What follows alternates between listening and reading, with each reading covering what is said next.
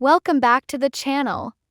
In this video, I'll show you how to upload photos to Google Drive and then share them using a link, so others can either view or even edit the photos depending on what you allow. First, go to Google Drive and make sure you're logged into the correct Google account. Click on the New button in the top left corner, then choose Folder. Give your folder a name or leave it as is and click Create. Now you'll see your new folder appear. Double-click to open it. Once you're inside, click on New again, then select File Upload. Now choose the photos you want to upload. You can select one or multiple files at once. Wait for the upload to complete. This might take a few seconds depending on your internet speed. Once your photos are uploaded, right-click on the folder name and choose Get Shareable Link. If link sharing is off, just turn it on.